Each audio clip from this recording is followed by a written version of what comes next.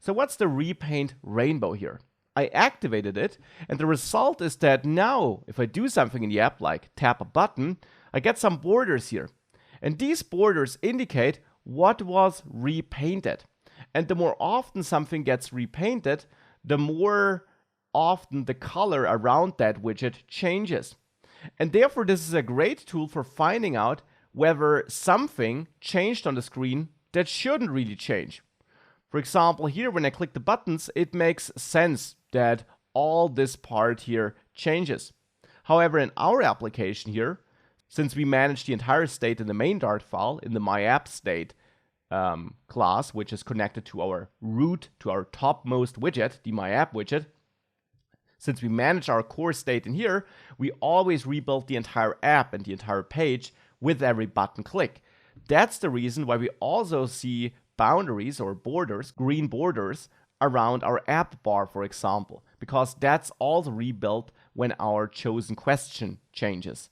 Now that's normal for this application here, and it's okay for this simple app, but a possible improvement here could be to wrap our core quizzing logic with the quiz and the result into a separate widget, which then manages the state, so that the scaffold and material app and app bar widget are in a separate widget where the state is not managed, so that the build method for this widget, which contains these never changing elements, is never triggered, and we have the things that do change in a separate widget.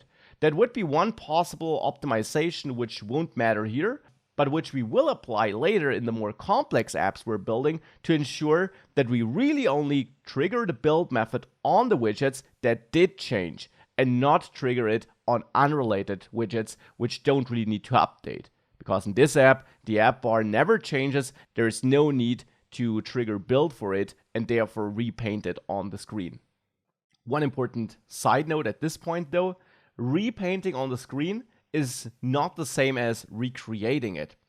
It's of course great if you can avoid it being repainted, for example by outsourcing the parts that do change into separate widgets. But even if something is repainted, Flutter might be able to simply take the previous element it painted, so the previous app bar with the exact same color and text, and reapply that.